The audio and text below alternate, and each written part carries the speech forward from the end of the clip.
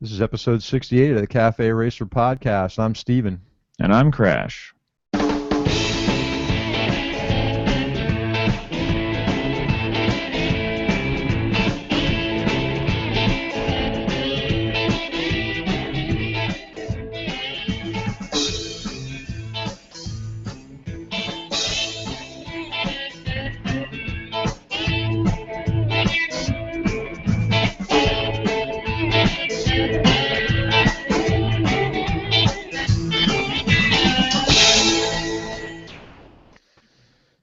So this is episode 68 for December 19th, 2014. Yes, it is the 19th. Yeah, not the 20th. Yeah, I've been confused about what day it was all day. Yeah, I haven't been. I just keep thinking that it's getting closer to Christmas time and I got so much stuff to get done. Yeah, busy Christmas is here for me too. Yeah. You know, I saw something interesting today when I was listening to the intro music that I'm going to look for it right now. You know that Rocket Radio that they did this, they sponsored the bike for the one that they're going to be giving away through Vintage Iron Club at the festival come February. I Yeah, saw something on Facebook about like vintage iron music, like an hour's worth of music. I'm trying to find this. huh? It All sounds right. kind of cool, actually. Yeah, Let me let me look for it while we talk. But yeah, so I went to the revival rally. yeah. I remember we were gonna try to do something, and then it just never quite worked out. That's the thing you were trying. You were at a couple weeks ago, right? Or was that more Yeah, recent? yeah. There was no way we could have done anything live because here's the situation: is the venue, the area that they use at the Milk Bar and the Sandwich Bar in the Milk District is so small, and there's a live band there that's playing the whole entire time. Yeah, So it was really hard for me to do interviews. It would have been impossible for us to have music going or to have a live broadcast going because you just wouldn't have been able to hear anything. yeah. Plus, I'm really kind of dependent on the Wi-Fi there, Hmm. which is not really, it wasn't real strong. But I did do some individual pretty cool interviews, so I'll get those up soon. They'll be kind of Cool. neat. When you said Milk Bar, I couldn't help but think of A Clockwork Orange because there it starts out in a milk bar. And I don't think I've ever seen that. Really? Alex and his Droogs. Yeah. Yeah, it's interesting. Okay, so if you're on Facebook, check out Vintage Iron Radio Ride, Okay. and it's Rocket Radio, rocketmanradio.com. It says Vintage Iron Radio show every Friday at 5 p.m. I'm going to click Hmm. on this and see what it is. See if it doesn't self-destruct my computer. That would be good It if it was didn't today do at that. 5 o'clock, and it says Rocket Radio Man,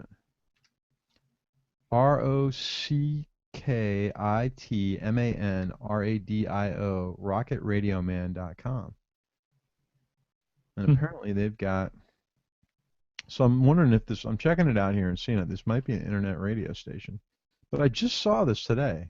I haven't seen it since. Rocket Man Radio. Now live. Okay, so this is what's painted on the side of the bike that they're giving away. So obviously they're sponsoring the BMW that they're going to be giving away for the Vintage Iron Club's festival on Clematis Street in February. Hmm. And let me look and see what the shows are that they have on here. Pretty interesting. Yeah. American Vinyl Radio, Suncoast National Talent, For some reason, Music. Facebook refuses to go to the website. I mean, go to the Facebook page for it for me. But I just went to their website instead. That's weird. Blues Sunday morning. See, this is kind of cool. Like Sunday at 1 o'clock, Blues for your barbecue. Sunday at 7 p.m. My album collection. Hmm. So I have to check this out and see what it's like, and then check out the Vintage Iron Ride Radio. I don't really know much about this, but we'll check it out. Yeah. Sounds interesting for sure. So, Anyway, Revival Rally was really cool. I posted on our yeah. page who won the bike. It wasn't me, No. which I wouldn't have won it anyway, even if they did pull my ticket, because I left a little early and you had to be there for the. Oh. But She looks really happy in all her Facebook pictures. It looks Yeah. like she might have just learned how to ride a motorcycle prior to that. Was looking at her Facebook page. But that's kind of cool. That was a really nice bike. And the bands were great. And the food, I gotta tell you about the food. So they had these food trucks there. And they had that last year they had food like that too. Oh boy, there go the dogs. No, I don't hear him. Good. But they had someone doing barbecue, and that's what I had last year. But they had a food truck there that said Over Rice was the name of the truck. Now do you hear the dog? Yeah, just a little bit. I'm gonna kill it. No, it'll be all right. And the one dog's strangely not barking because she's got a bark collar on. So anyway, so I go over to this truck and I'm trying to see, what's this all about? Well, it's Filipino food. Oh, nice. Yeah, it was incredible. It was absolutely incredible. And the guy had chicken and pork that they did. It was a family that was cooking, and so that made the whole trip worthwhile for me. Was the Over Rice food truck with the Mm-hmm. Filipino food? Yeah. They had Filipino style like egg rolls, and then their chicken Lumpia. and their homemade rice. Yeah, it was incredible. Yeah, and chicken, probably chicken adobo. Yeah. Chicken adobo. It was good. Yep. It was really good. So My we my had a good neighbors right time. across my neighbors right across the street are Filipino, and they are like the party family. And so like every significant or relatively significant event, they come over like, hey, come over next Saturday, and so we go over there relatively often for ridiculously good food. Yeah, yeah. The food is good, and we had a good time. I got some good interviews. I'll put those up when I can. We talked to the guys from Carter Brothers Garage, and hopefully I'm going to try to make a trip up and see those guys on a weekend, do a ride with them, and maybe do some video of their place. They build some incredible bikes. But I had a really good time. Talked to Pat Mooney a little bit, talked to some other racers there, saw a bunch of cool bikes, took some pictures. So I'll have to put it all up. It was funny because every time I would go to do an interview, I'd have the camera set up on a tripod with the Hmm. recorder, the digital recorder on top of the camera with a cable going to the microphone. I can't. I gotta tell you, every time somebody would stand in front of the camera, like looking at the bike we're talking about, and they're looking at me doing the interview, and I'm like, "Hey, man, you're standing in front of the camera," and they would just like look, like they had no clue what I was talking about. They're Yeah. between me and the camera on a tripod, and I'm holding a microphone in my hand, and they're like, "What's going on?" Like looking around like this. What? Huh? Yeah. I think like if you had like a guy with a camera, like a big camera that people are like, oh, this is clearly a camera happening, like an interview happening. But with the relatively small camera on a tripod, people are just like oblivious. You know what I should do is I should make a cardboard mock-up of a big news camera and like wrap Hmm. it around my little camera on the tripod.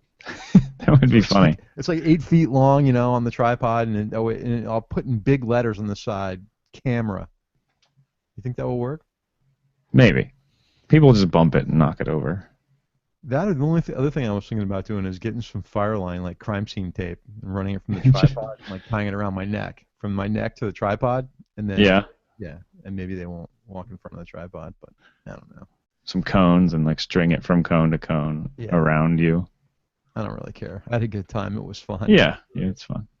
I got to thank Brendan. They always do a good show, and I didn't ride any bikes up there though, which was kind of a drag, but it was a turn and burn. Hmm. I went up to Orlando, did the show, turned around and came home. Just so much going on, It's like I can't get a lot Yeah, done. it's the holidays. Right. I was supposed to ride today, and that didn't happen. Did a bunch of Christmas shopping. So I think Sunday Vintage Iron Club's going to be doing Iron and Evolution at the Brew House Gallery, Oh, and cool. I think I'm going to go check that out. Maybe get some photos. It'll be a good crowd there. That should be fun. Yeah, Weather is I beautiful here too. yeah, it's been crap here. Like 3 or 4 days over the last week or two, it's been just straight rain, which is really unusual for San Diego. We needed the rain, so that's been good, but it's been like it's really felt like fall in Washington for the last like week and a half. I thought you guys only got a couple inches a year. We typically do. Like that, like I said, it's really unusual that we got this much rain over the past couple days, but it's been really good in the long run. But I'm selfish, and I would like it to be warm and dry. Dang it. Right. Um, I'm supposed to go for a ride tomorrow. That should be out towards. There's a highway that goes. It's like sort of. It stays close to the Mexico border. It goes through the hills, along, like sort of along the border. And I've ridden that way before, and me and some friends are going to go out probably tomorrow morning, like 10 o'clock or so, and go for like a couple-hour ride. How far is it again from you to LA?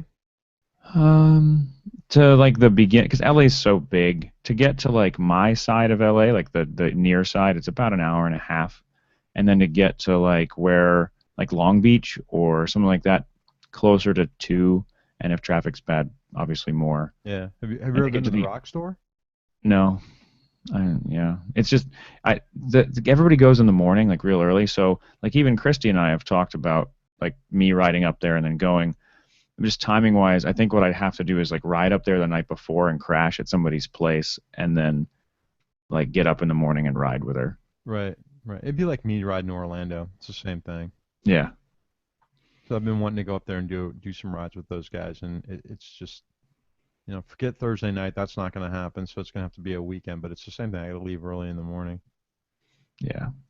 Although the one of the things that's been keeping me from doing a lot of that is college classes, and I'm not taking anything again until the end of March at the earliest. So hopefully I'll be able to use some some of that free time to do fun stuff. Yeah, I know how that is. It's been the same way. Work has been, I kind of we have like this federal grant cycle, so I'm always continuously in the process of like applying for a grant or getting ready to apply for a grant. And we just had a big one that we did a regional grant on, so that took up a lot of time. And now I've got like 3 or 4 projects that I'm working on that I really like to get the CB750 going and start that project, but I just haven't had the time. I need to Yeah. put it on the trailer, take it over to Dan's house. We're going to try to get it running first. When I got it, the carbs weren't attached. I don't know if I told you. Hmm. So I've been meaning to go grab some Marble Mystery Oil and put it in the cylinders and kind of, manually kick the cylinders over a little bit just to get some things going in there. And then I want to kind of, decide. I keep kicking around these different ideas on what I'm going to do with the bike. I don't think I'm going to have it ready by the time for the Dania Beach Vintage Motorcycle Show. I did check into that, and when I was allowed to have the 10A in there last year because the feature bike was Cafe Racer, so they Hmm. allowed it to have modern bikes. Well, this year the feature bike's Sportster.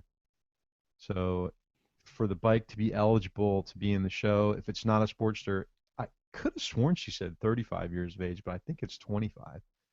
But they sent me an email saying, 35 years. So we'll see. I'm probably going to go down anyway for the show because it's a great show. Yeah, it sounds like a lot of fun. Yeah. Yeah, and they get a lot of people from out of town. So we'll see. Yeah. The other big plan for me, I guess sort of big plan, is this Monday night or Tuesday morning, depending on how late I work Monday. I'm planning on riding the bike, currently planning anyway, on riding the bike out to Arizona for the Christmas holiday. You're going to be there 2 weeks? Yeah, just about. Yeah. I'll get back. I go back to work the 4th of January or 5th, whichever one's the Monday. So I'll go back to work, and then at the end of end of January, we are planning on going up to Washington for a short little training deployment. Are you going to For take some time to see some friends while you're there? People you I like? wish.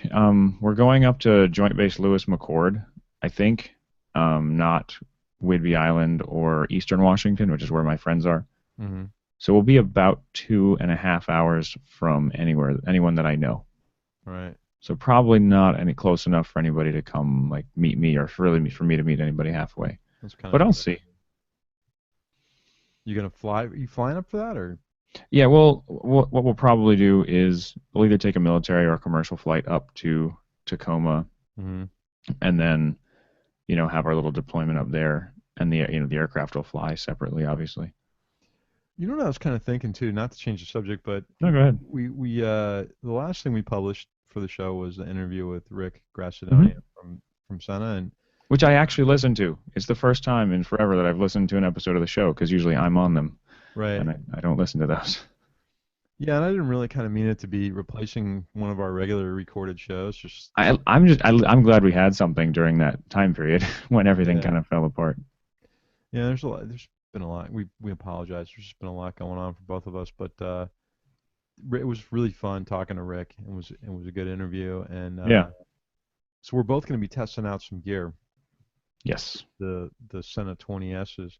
What I was thinking too is I'm going to try to figure out a way to record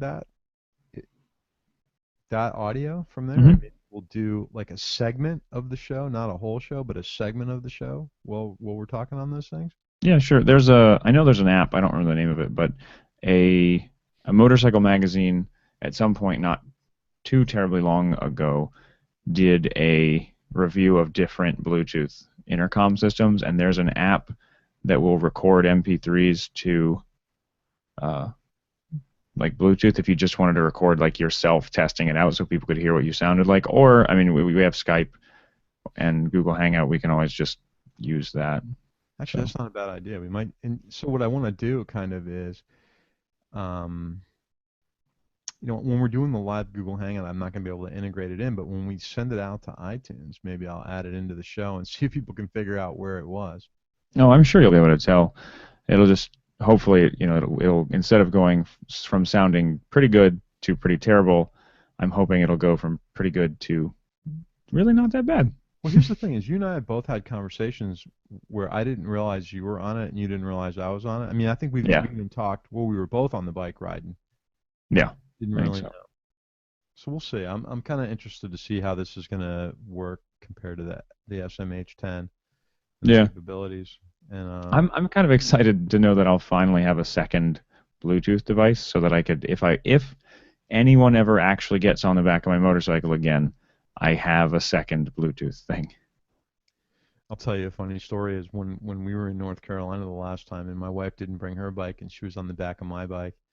We we were riding in the mountains, and she was like pointing out everything that she could see, Hmm. cow, fence, dog, rock. And I'm trying to go at a pretty good clip, paying attention to everything, and I can't turn my head. So we stopped at a gas station, and unbeknownst to her, I turned her voice activation off. So she didn't realize she had to click the thing to talk. So I could tell she was talking in the back, but Hmm. then because I wasn't answering her, she started like tapping me on the shoulder. So finally I stopped and I said, "Look, I'm sorry, but your thing somehow or another the voice is not kicking on. You're just gonna have to wait till we get to where we're going before you Nice. these 50 million things you want to say." It's pretty funny, and I kind of like I turned mine off too on the voice activation for like answering phone calls and stuff because I don't want to answer every call that comes through. Yeah, I don't have voice activation turned on. Well, you also had me turn on the what do they call that? Oh, the Side, side tones? yeah, side tones. I really like that. I don't. I'm turning it off. No, that's fine. I So like it because I'm used to this. Like I don't know um the way I don't know exactly how your audio is set up at the moment, but I can hear me pretty clearly. And yeah, me too. I get really used to speaking with a monitor. And I noticed that when I was on the phone like using my SMH10 before they had side tones, like for everybody that's not sure what we mean, the side tones are basically you hear yourself in your own speakers as you talk, and it's real time. There's not like a lag or anything like that. Um, and when I'd call my wife, for instance, and you could tell, like she could tell that I was like screaming at the top of my lungs as I'm riding down the road. And then when I turned side tones on, I suddenly could hear myself screaming, and so I would become a lot more quiet because the mic that's in that headset is perfectly capable of picking up me talking at this level, Right. even though there's wind noise. Right. You kind of think in your head you think you have to talk louder because there's Hmm. wind noise, but you really don't. You talk in a normal voice. Yeah. Right. I just the side tones thing kind of in the helmet. It's weird. Like this now, I hear myself in my headset in my cans, but Yeah. no, it sounds fine. But I don't like the side tone at all. It's just it's kind of distracting, and I don't know. It's not like you don't hear that on a regular phone conversation. So that's kind of how I think of the thing as a Yeah. telephone. I think a lot of it also has to do with like at work, the headsets we use have side tones. So if you don't have side tones in the headset that we use at work, that means that no one else can hear you either. And so I'm just so used to like sitting in the back of a helicopter with this big headset on, you know, Do you know who the damping it manufacturer of them on. is? Are they David Clark? Yeah, they're David Clark. Yeah, so they make them for fire trucks too. But we had Yeah, something called fire comms in the fire truck. It was the same thing basically. But yeah, you have the side tone in the headset in the fire truck as well. I don't know. In the yeah. helmet, I don't like it. It's Those kind those headsets are so inexpensive. huh? Those headsets are so expensive. The David Clarks. Yeah, they're like $600. Yeah, that's what the Firecom stuff is too. And Yeah, it's funny too it's because probably the same headset, probably, but just a different connector. do you guys have like push to talk on them or is it an open channel all the time? We can do both. Same with ours. Now, but the officer's headset, the push to talk keyed the main radio to dispatch. So the guys in the back, I could kind of hear them, but if they wanted to if they push their button, their comm button. So my driver, I could hear him all the time without him pushing the driver. The guys in the back had to push a button to talk. Hmm. And if I pushed my comm was open all the time, so they would hear me no matter what. But if I pushed my button, which was red, it would key the radio and it would call dispatch. So sometimes I would get a little bit confusing in the truck, especially for new guys riding in the officer's seat. Hmm. And they were like pushing the button, keying the radio, and talking to the guys in the back, and the dispatcher was like, "Engine 57, can you repeat that last one?" It was probably usually something embarrassing or stupid that they said to the crew in the back. Yeah, But you just had to get used to using that stuff. And then we would have some guys who wouldn't put them on in the back. So you're trying to talk to them, and you got to yell in the back for them to hear you. And then yeah, other guys that would put them on and they wouldn't talk to you unless you had yours on. They would just sit there like they were dumb because you didn't put your headset on. Some guys wouldn't wear them, but I was trying to protect as much of my hearing as I could, so I wore them all the time. yeah. And it was it's got nothing to do with motorcycles except for the comm system. Well, it was actually like my experience with those that made me uh, really, really start riding with earplugs. Because like the difference between how I would feel after sitting in a helicopter without proper hearing protection versus sitting in a helicopter for a while with it, and then when I get out of the helicopter and the helicopter shuts down, I can hear other people talking as opposed to just hearing constant ringing for 30 or 40 minutes. Yeah, and that's funny too, because I have normally really bad tinnitus, so my ears ring constantly all the time. But if I don't wear earplugs, especially on the Le Mans, if I don't wear earplugs with that AGV helmet, it's not that the ringing gets worse, but it's almost like the static in the background is worse. Like Hmm.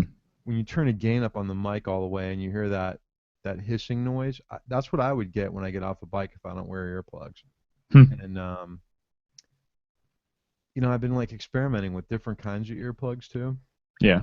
So far the foam stuff works the best, but it's just you kind of really need to replace those because once you roll them up a couple times, they don't really roll up and stay and then expand the right way. They don't fit right, and if they're not seated in there right, you don't get the full benefit. But Yeah. have you seen these things called ear pros that Surefire makes?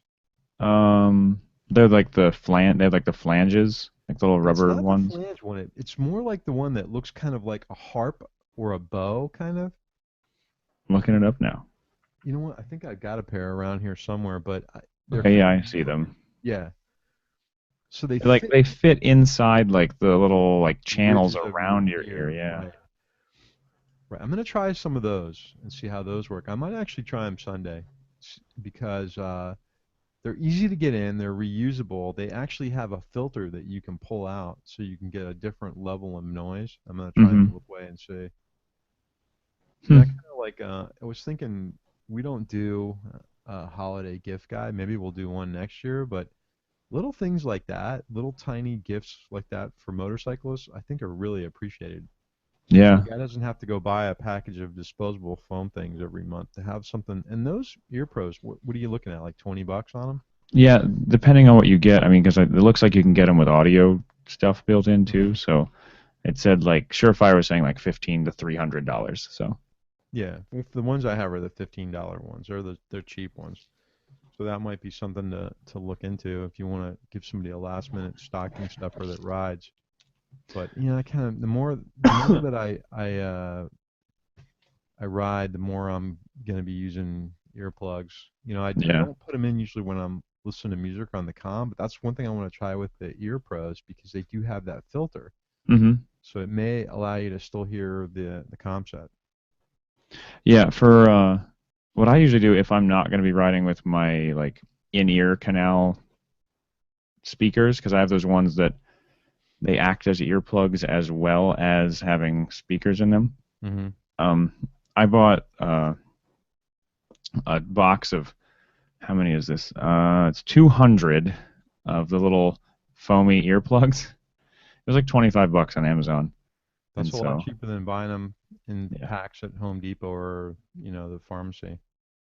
yeah, and it's funny because I got turned on to these. These are the Howard Light Max earplugs. So for if you're looking, they're kind of like the orange bullet shaped ones.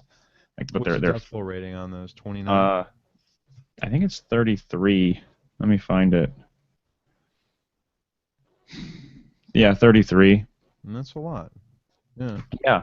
Um, the my first squadron used to carry those. They had those, and they had a different kind because there were a bunch of people that preferred those because they have like the tapered end, and then the ones that most helicopter squadrons and other aviation communities in the Navy have are kind of just like little like orange and green plugs, like Mm-hmm. just a solid cylinder. And I don't like those because I have a hard time getting them started going into my ear. But those they have almost like a skin. They feel like they have like a skin around them instead of just being this like foam cylinder, Right. and they slide in really easily. So do you ever, the one thing that used to really gross me out too is, we at the range, a lot of guys will use those molded earplugs where they come in, Mm-hmm. they put the stuff in your ear and I would see guys lick those things before putting it in Yeah. their ear. Yeah. So it's already been in your ear and it's got like a nice coating of earwax on it. Yeah. You go like, and then just stick it in their ear. I'm That like, is gross. that's so disgusting. I use for my in-ear headphones. I use this stuff. It's called ear gel, You told me about it. and Yeah. yeah, I'm sure it is exactly the ingredients in like Astroglide or KY jelly. It just doesn't say that, and it doesn't come in quite as large a container either. Right. It's this little bottle that's like maybe an ounce, like half an ounce bottle, Right. and you just put like one drop. Because with those, I found that when I first wore them, I was like, these are great at keeping it quiet, but it feels like they're pulling on the skin inside my ear canal. And if I wore them for a really long time, it would hurt a lot. And I knew I was going on a really long trip, so I was going to be wearing them for like 10 to 12 hours a day. Uh, and that it's called a hearing aid lubricant. Yeah. Um, You it turned me on to works. that when we went It out to works great. Arizona. Yeah. It looks weird when I like somebody's like, "Is that super glue?" I was like, "Yes, I'm super gluing earbuds into my head." Right. Right. So they don't fall out. Yeah, That. Yeah. Yeah. Yeah. I kind of like I think I tried to use like lens cleaner one time on there. That didn't work very well either. I think there might have been alcohol in it, so it just made it worse. But yeah. I've used water, like just water out of the tap before, when I couldn't find my little bottle of lube, but and that worked fine. It was just because it's really just to get it in and get them seated, and then once they're stationary, they don't feel like they hurt. But it's that first. There's no way to have this not sound nasty, but the first time you stick them in your ear, it just like really pulls hard. So right. going in dry, bad idea. I have I'm trying to remember the brand that I have. Mine are they're not super expensive, but they came with like three or four different types sizes of the foam, either the foam or the rubber things. And Yeah. the foam ones just they don't last very long. You No, blow them up and they don't last.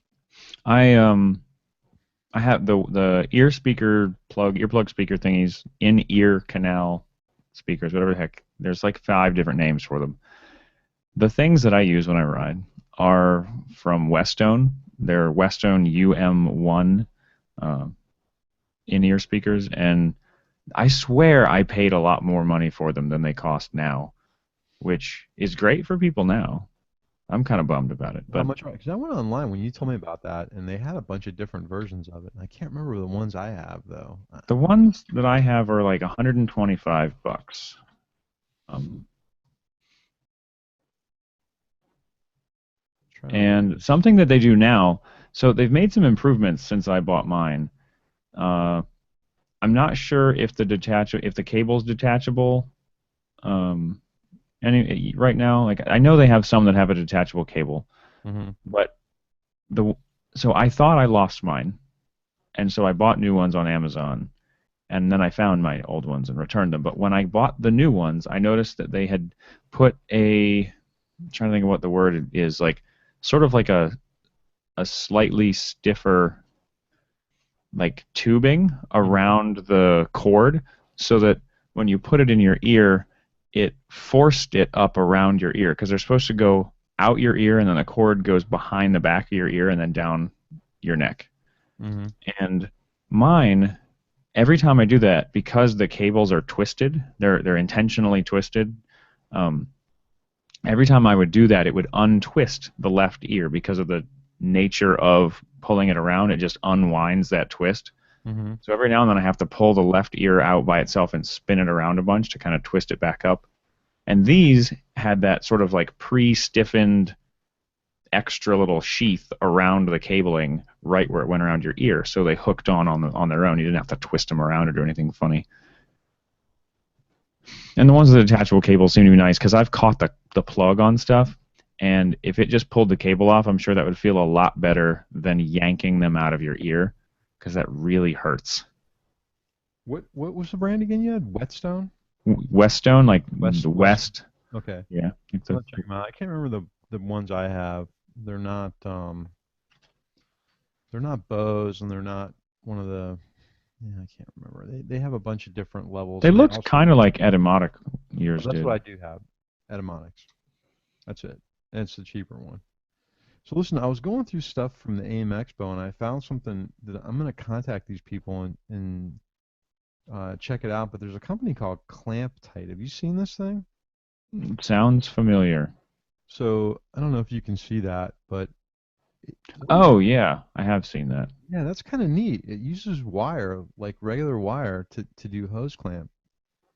And I'm thinking that I'm going to replace on the CB750 the oil lines coming from the tank look like garden hose. Yeah. And I was thinking of maybe getting either some type of braided hose or something that just looked a little bit better. But I want to use this clamp tight for that instead of putting hose clamps on there. To me, hose clamps are some of the worst looking things unless they're covered. Yeah, absolutely. They're horrible looking, especially with that tail that Yeah, sticks out. right. So you remember that? Remember when it was really big to like decorate the motor of your car with that fake braided covers, and then they had the Air-Equip knockoffs of the piece that went over the end of the clamp that kind of hid the hose clamp. It made it look Hmm. like it was anodized. I just think this is a much cleaner solution to that without having any of that on here. And I'm trying to see if I can show you what it looks like without having a giant. There's not really a big picture on here. There's a small one, but let me see if you can see this here. Let's see if it focuses on that. That's pretty sharp, isn't it? Yeah. It looks eh, the guy actually told me it's reusable too, so Hmm. I'm gonna check this out and see if they'll I might order one. They've got some different things. They run about I think the cheapest one on here, the aluminum one is $39, and then they got a plated steel one for 29 bucks. So I might check this out and see how it works out with the bike. That's one of the things I want to do is kind of replace some of the fittings on there. And like I said, whoever did the oil tank lines, they look like red garden hose coming off the oil tank. So Yeah. take those off and change them. I'm kind of excited about getting this thing done. It's just I don't know. It, I haven't had the time. It seems like every day. You know what it is too? I think it's winter time. By the time I leave the office and get home from Yeah. work, it's dark outside, Yeah. and then I feel like going to So bed. just to um, kind of correct something that I said, the The UM1s, which I have, are no longer made. They have one called the UM Pro 10, and those are $199. And they have another one called the W10, and I honestly don't know the difference. And those are also $199. So that's about what I paid for mine when I got them. But for a while, you could find the UM1s for like 120, 110. I'll tell you what I've got. See, and that this is the thing is I like actually if they didn't do what you said, like full feel like they're pulling on you and hurt, I'd wear them a lot more. I'd Hmm. wear these instead of having the speakers, and that's one of the things that's going to be nice about the 20s is that you can alternate back and forth. Yeah. All right, I'll tell you what the ones I have is, and they're strictly earphones. There's no headset. There's no microphone on here. Yeah, mine too. So mine are HF5s and 129 bucks. Nice. Yeah. They make something called an MC5 that's $59. And they've got a couple new ones now that I haven't seen before. Some isolator earphones. So check out Westone and Etymotic, and Etymotic's ETYMOTIC.com. And if you like using, if you want to use an earplug, but you still want to have some way to hear stuff, this is the way to go. Everyone says, you shouldn't be listening to music when you're riding. And, I don't, I'm kind of like have mixed feelings about that. To me, it's not a distraction. I don't know how you feel, but I don't get distracted by it. I don't. I listen to podcasts while I ride all Yeah, the me time. Like too. that's how I survived my like a 10-hour trip on the road. Like I couldn't ride listening to only the wind and my motorcycle, which I get. Like some people find that extremely attractive, the idea that there's like nothing else. Um, but I'd go crazy. I have like a mix of music, a mix of podcasts, a mix of nothing. And I kind of like that. But the droning of the bike, that after a while, and I kind of do like to be able to hear what's going on with the bike, but after a while, it kind of wears on you, especially I'm on s- long days. I'm so used to the sound of the bike through the earplugs that when I take a quick ride, like say to Taco Bell down the street or something, without them, I think all kinds of crazy stuff is going on with the bike because there's suddenly all these extra noises I never hear. Yeah, that's been happening to me lately too in my truck. I'm hearing stuff in my truck because I don't listen. I really very rarely listen to the radio. I do listen to a lot of podcasts. I don't know. You think it's because we're podcasters that we listen to a lot of podcasts, or you think it's just because it's the new form of entertainment? I don't know. I just find myself like I'm not a I never thought I'd be a talk radio person, but that's just because apparently there were no talk radio shows that entertained me. Right. At Well, least that I hadn't that's the found any. great thing about podcasts that you can find a talk radio show about what you like. Yeah. And I started listening to podcasts that were computer related and photography related, like Mac Break Weekly and This Week in Hmm. Photography and stuff like that. And then I kind of like found out, man, there's a bunch of other cool stuff out there too. So if you liked a particular TV show, there's a podcast about that. Obviously in the motorcycle thing, I think the big guy was Side Stand Up. Tom Loudermilk. Did you ever listen to Yeah. that show? I can't remember. I listened to several for a while, and then they all kind of faded out for whatever reason, and then several years went by, and then we started this show. So Tom did his show for 11 years. wow. I didn't even know there were That's, podcasts around that long. 11 years he did yeah. Side Stand Up. Yeah. And he was like us. He was billed as the only live motorcycle internet show. So I think he did a weekly show on Tuesdays, and he had a lot of a lot of callers, a lot of people calling in. The only thing is he had whatever system he used for the callers, it produced like a beeping tone, which was Hmm. kind of weird. So whenever he had somebody calling in, you heard this beeping tone in the background. But I remember listening to his last show, and he got a little emotional about it, and he just said it was too much after 11 years. But he had, like Revzilla sponsoring him and things like that. It was been around a long time. Now, it's funny because the kind of like friends that we've met and have in the industry, and we listen to their shows and they listen to ours, and there's probably like 4 shows out there that I listen to on a regular basis. Every Hmm. once in a while, I'll see something else pop up that has been around a while that I never knew existed. Yeah. But a lot of them are kind of cruiser based, and they're not typically I don't know. It just seems like they're talking more about doing toy runs and things like that, and kind of not my cup of tea. But the good thing about it is there's a show out there for anybody. So if you don't like the kind of riding that we do or the kind of bikes that we talk about, there's probably a show out there for you talking Yeah.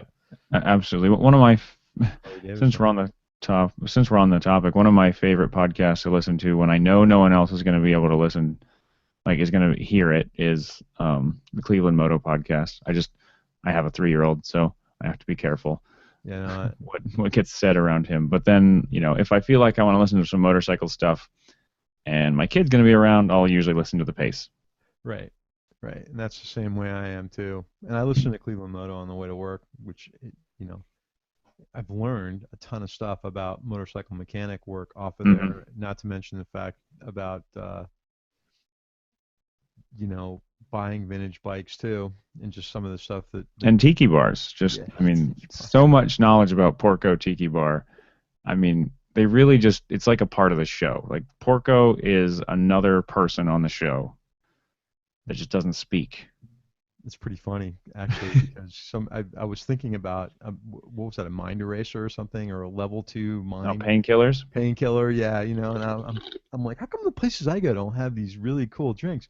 But I thought I heard Phil say one time on the show that they're like $20 a pop or something like that. So yeah, no wonder. Yeah, Because I saw it. I thought of Phil when I was in Tucson because I saw two different tiki bars while I was there. And as soon as I saw them, I was like, oh, I wonder if, I wonder if Phil would like this place. the other thing they talk about, like riding when it's 20 degrees out. It's because it gets that cold where they live. Yeah, no, I mean, I can't even imagine getting on a motorcycle at 20 degrees. Like, if it's 50, I'm a big crybaby. Like, I was thinking the other day going to work that I needed heated grips, and I think it was 55, you And know? heated grips are so nice, though. I know they're pretty cheap for the Gucci. I'm actually thinking about getting them because the thing's pre-wired and it's ready to go, and you don't have to reflash the ECU. All you gotta do is install them and plug them in. That's nice. I've been, if I could figure out a place to plug them to like hide the switch on the Bonneville, I've thought about doing it, Why don't you just put a switch into the light housing? like into the side of the light.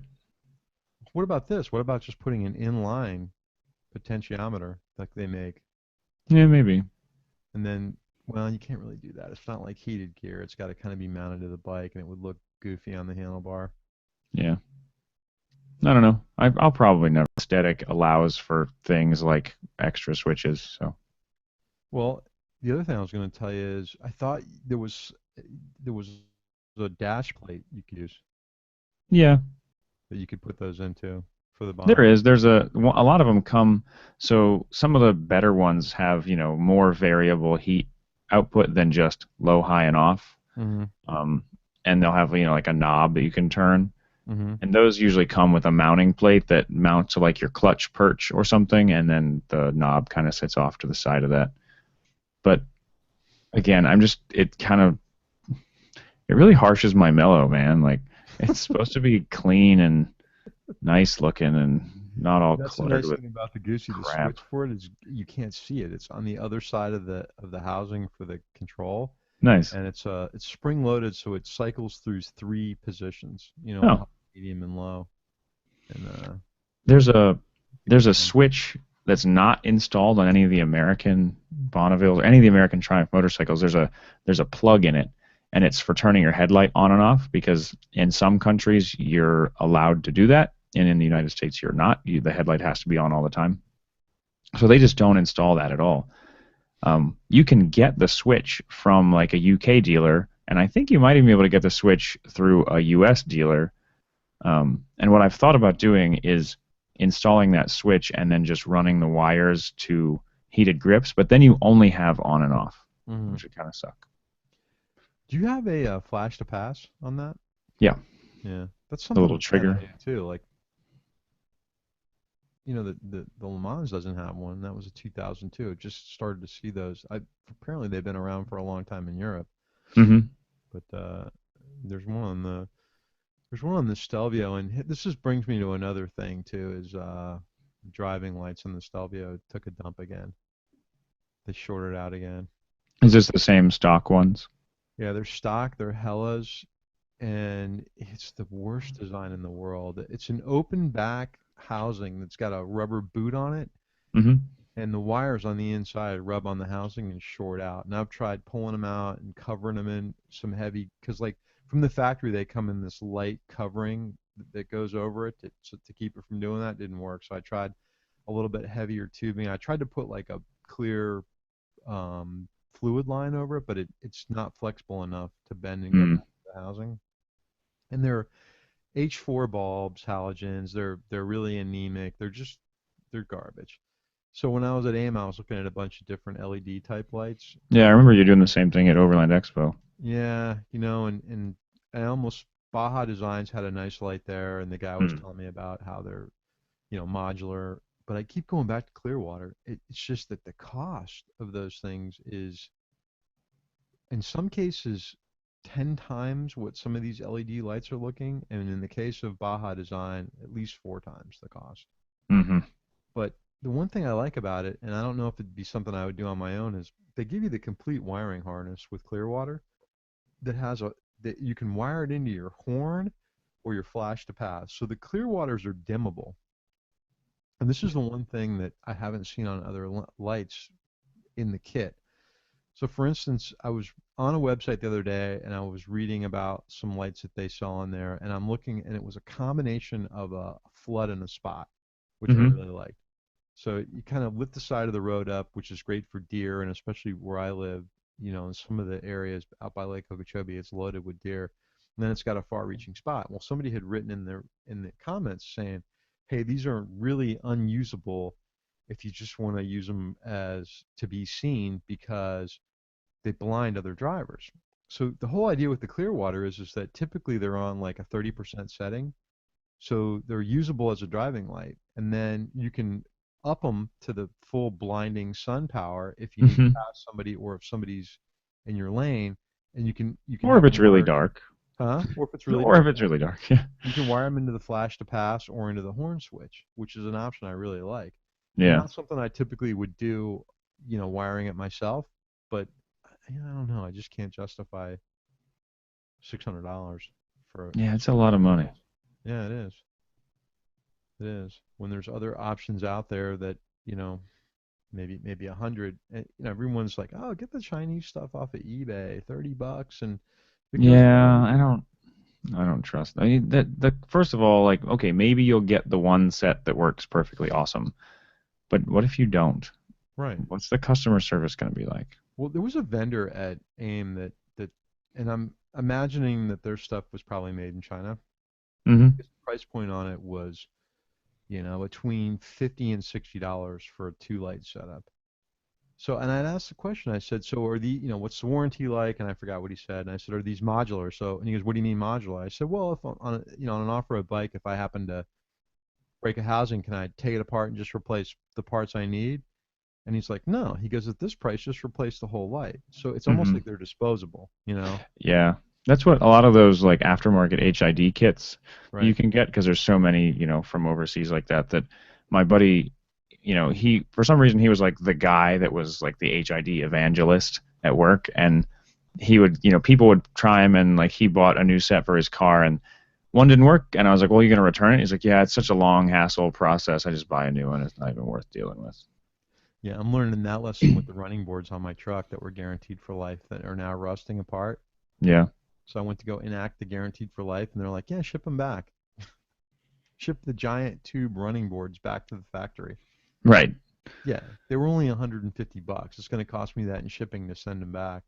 So Hmm. that whole don't even get me going on a rant about stuff because my current cell phone carrier is ready to drive me through the roof.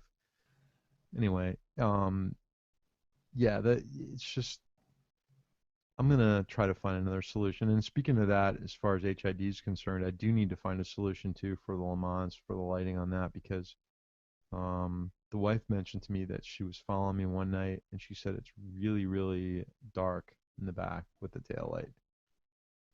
So I got to Mm. start looking at some LED modules for that. Hyperlights is pretty popular.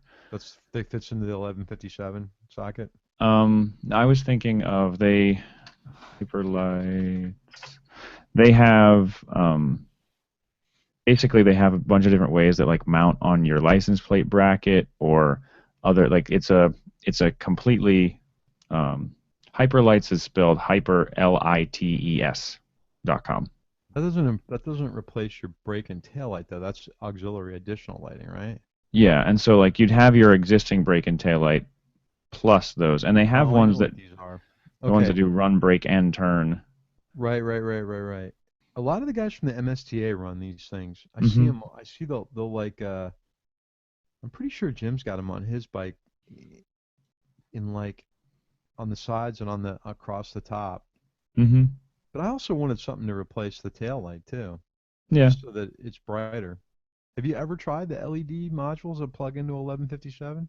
No, I've seen a couple people with them, and the only issue that I have is that the bulb, the 1157 bulb, or any bulb that's an incandescent bulb, projects light all around in all directions. Mm-hmm. And so it really uses that reflector that's built into your headlight or your tail light. Even if your tail light doesn't have much of a reflector, it uses all of it. Mm-hmm. And the ones that plug in, you end up with just kind of like a circle of light in the center of the housing that's fairly bright, but it doesn't light up the whole tail light. It just I've lights up actually a little seen circle some in the middle. that have the LEDs completely encircling it. Oh, do they? Yeah, they wrap all the way around. The only That's problem cool. is they're like eBay from China things. Oh, So if any of you guys out there know of something that you like that works in a standard 1157 socket, it's not like because what Crash is talking about, I know exactly what he's talking about. It's just a round center thing with the lights pointing outward, so it doesn't take any advantage of the reflector. But shoot us an email at feedback@caferacerpodcast.com. I'd be interested to see what you guys have been using. The tail light on the 10A is just really anemic and kind of has me a little bit worried. And honestly, this is the other thing too with the hyper lights. I didn't necessarily want to start hanging a bunch of stuff off of the back of that bike, even the license plate. I'd like to keep it as clean looking and as an original looking as it is. Now, there's something that I saw. I may use those and try to integrate them into that tail section of the CB750. I just haven't figured that out yet. it's just really quick. There's a company that I've used for LED like conversion lighting before called VLEDs. Mm-hmm. It's just VLEDs.com, and if you just type up in their search 1157, it'll pull up like a whole list of V kind is of in Victor. yeah. There's one. They've got one. It's like $60, which is kind of pricey, but it's like a little cylinder with 3 LEDs at the tip, so that those would be the ones pointing directly backwards, and then it's got a bunch of LEDs around the base of it that would all point outwards. All right, I'll check these out. I'll let you guys know how this is gonna go because I gotta really replace this thing.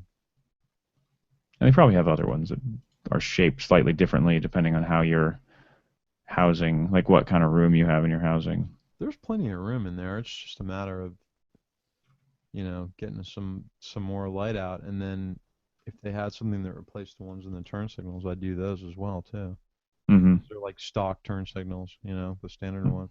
Yeah, I got a bunch of stuff on here. Okay. they do. Yeah, that's kind of like what I was this high vis amber type thing. They have a blinker turn signal version of it. Hmm. Right. That's kind of like what I saw on eBay, but I honestly I'm just kind of worried about the whole $15 from China thing on eBay. Yeah. Apparently the red one, the one it's the same number of LEDs, a 21 LED brake light. Right. It's $50 instead of $60. I don't know why it's cheaper, but it is. And that's a pair for $50. That is a pair. Yeah, I didn't realize that. You want to try one in your back of your I don't. I have an all LED tail light. Oh, thanks. Appreciate it. You didn't tell me that. You didn't tell me you were going to go all LED. My headlight's all LED, or is an LED bulb, and my tail lights. It's an all like Is that a single. complete aftermarket housing? Yeah, my tail light is You can get it on Dime City. It's just like it's a big oval, DOT approved and everything, like all LED board inside. The only problem I've got with it now is half of the LEDs that light up the license plate stopped working, Mm-hmm. but the other half are good. So technically, I'm still legal. Don't care. I have light shining on my license plate. I'm gonna have to check these out. So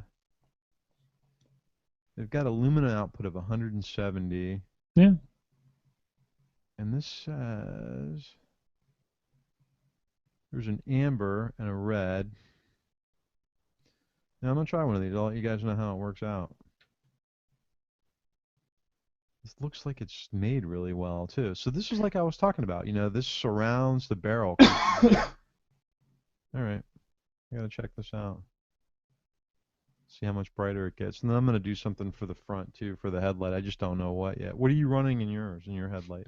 My headlight is an H4 bulb, so I don't know what Mhm. you've got, but I use what's it called now? It's an LED, but I'd have to figure it out. It's like got some strange name. They don't have the LEDs for the headlights don't require any additional power supply. They use less power, correct? Yeah. Um, mine is from a company called Cyclops Adventure Sports. Oh yeah. I know who that is. Yeah. Right. Because I know there's a couple of different versions that have like a almost like a ballast that goes with them, and this one everything is built right into the back, and it even has a little fan because the LED actually creates a lot of heat within Mm-hmm. itself. And so when the first thing you can hear on my bike when I turn it on is you can hear the fan in the back of the headlight turn on. But I haven't had any problems with it. I like it.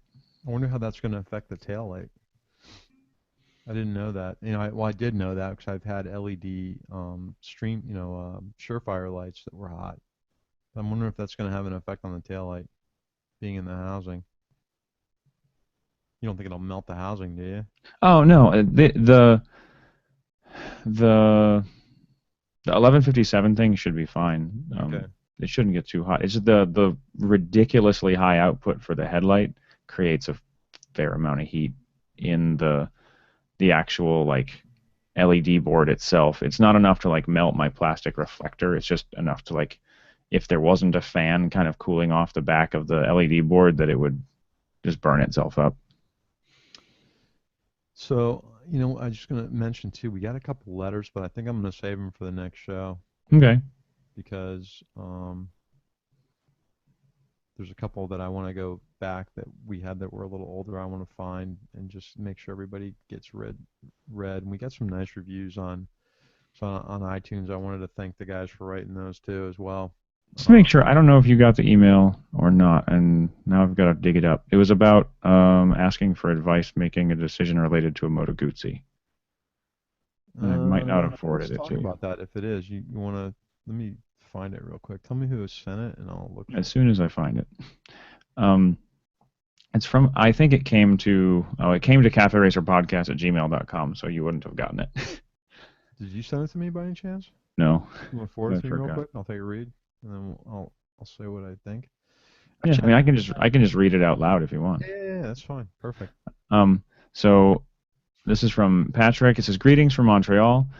I'm a new listener to the podcast, and I really dig the format and the information you guys share on a wide variety of stuff. Thank you. I'm looking to buy my second bike, and I like the Moto Guzzi V7 Stone or the Royal Enfield Continental GT. I know these bikes are not exactly in the same class, but they are both in the same theme of vintage style with new school improved performance. Plus, each bike has its own charm and unique qualities. Again, being the experts you are, well, that's relatively speaking, I'm curious to hear your opinion. P.S. Please consider this bike will be my only motorcycle, and I highly value affordability and functionality. So basically, if you have to choose one bike, which would it be? This is Thanks for the help, Patrick." Yeah, this is easy. The Yep. stone. Yep. I agree. The Moto Guzzi. And here's the reason why, Patrick, is because um, it's not a single. That Mm-hmm. the single 535. It's a nice motor on the Royal Enfield. It's a 535 fuel injected single, but it's a single and it vibrates a lot.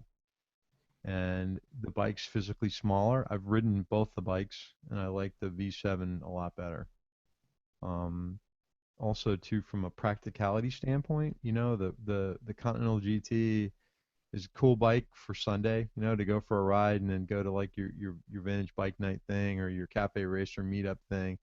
But the V7 is more versatile. There's bags you can throw on it. It just to me it would be a great all around commuting bike. Excuse me. And you can make it look like whatever you want. So Hmm. I don't know. You agree, Chris? Yeah, I wholeheartedly agree. I mean, I haven't ridden the Enfield yet, but the I have ridden the V7 Stone, and it was fantastic. And then the watching someone else ride the Enfield, whenever we pulled up to a stop sign, his front tire was just shaking like a paint shaker. And I mean, that kind of thing, that much vibration isn't going to be great for reliability. I'm sure it's a perfectly reliable bike, but I think the V7 is probably going to be more reliable. Their dealer network is bigger, I think. I think Moto Guzzi's got a bigger dealer network in the U.S. and Canada than Enfield. Um, I believe you're probably right. They're owned by Piaggio, and I think that they're kind of expanding a little bit too. But so it's just really for me it boils down to the comfort of the ride. And I've ridden both bikes, and and the V7 is shaft driven, and the other one, the Enfield, is chain, I yeah, believe, which is just as an owner of a chain driven motorcycle, I would prefer that it were shaft if I could, because as much as I ride it, I hate having to lube the thing, which means I never do.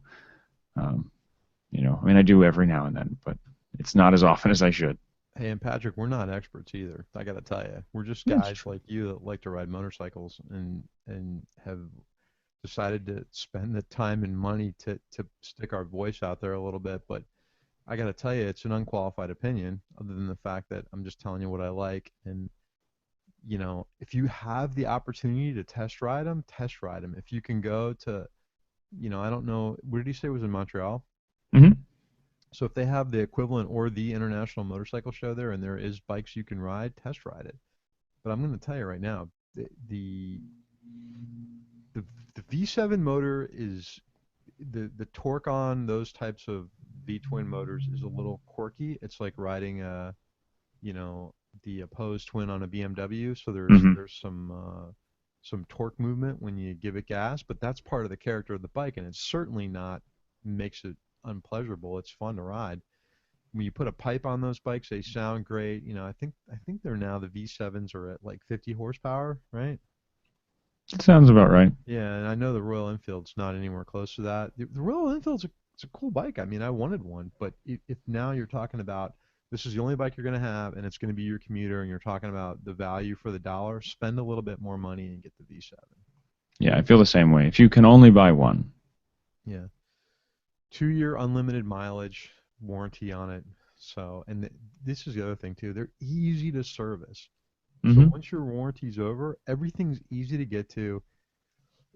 You can go on YouTube and watch a 20-minute video and learn how to do the valve adjustment on there. So, oil's easy to change, transmission fluid, the final drive, everything's really, really easy. You're gonna like the bike a lot, and maybe even buying one that's 1 year old if money's a consideration, you might be close to what a new Continental GT is. But and you can make that bike look, pretty close to what the look that the Continental GT has by just changing a few things. So Yeah, absolutely. that's my unqualified opinion. I think as a blank canvas too, if you have that like modification related, got to change things up and make it my own kind of personal style thing. I think as a blank canvas, I think this V7 Stone is a better one to start with. Yeah, because the Continental GT kind of comes done. Yeah, it's like Like, here you go, Cafe Racer. right, The exactly. the There's not a whole V7 lot is you're here gonna you change on go. it. It's a whatever you want it to be. Just Right. And the Stone's got, a lot of accessories. Not to mention the fact that Moto Guzzi just came out with that whole scrambler kit thing. So yes. if you want to make the bike look like that, that's available as well too. But there's bags. I think there's a windshield actually for the Stone too. So you can make it kind of into a little touring bike. It's a cool bike. That's my opinion. I'd go with the Moto Guzzi, Yep. and it's Italian. How can you go wrong? Well, Owning an Italian bike is it's a lifestyle. it is. All right, man. That's all I got.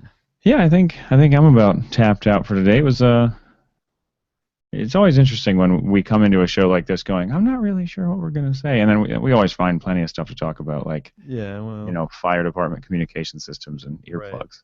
right. There's a bunch. Listen, we got a bunch of stuff coming up. I'm gonna be doing. Yeah. I'm gonna be doing a review on the Deer Tour gloves that I got. So it's been a little over a year now on those things, and kind of talk about those. And Who makes those again? it's Lee Parks. Okay, I didn't remember if you got the Lee Parks ones or Yeah, not. I've had them for over a year, and I wear the hell out of them, and they're great. And I'll talk about that because there's a big difference between deer and cow. So we'll talk about that, and also I'm gonna Deer is try to, tastier. in the first quarter of next year, do a long-term helmet review on modulars because I've had so far 3 now, and I Yeah. want to kind of give you guys my unqualified opinion about that. So we'll have some stuff coming up. Yeah, for sure. I know you've got some, like, I'm going to be gone doing family stuff for the next couple weeks. You've got some hunting related stuff the next week after that. And then about a week after you get back, maybe even a little less than a week after you get back, I'm going to Washington for about 10 days. And then 2 weeks after that is the due date for my wife. So the next couple of months, probably going to be light on shows. Well, I'll have some stuff we'll put out Yeah. from the some interviews from the Revival Rally, and I'm also gonna try to do some stuff at the IMS show in Miami in January. Okay. And the end of January is the uh, Dania Beach Vintage Motorcycle Show. So Yeah. I'm going to that as well. And that's what I Cool. got. So look forward to all that sort of stuff. And if you'd like to support the show, you can go to caferacerpodcast.com and click support the show, or you can go to patreon.com/caferacerpodcast and support us there. I will hop on Patreon really quick.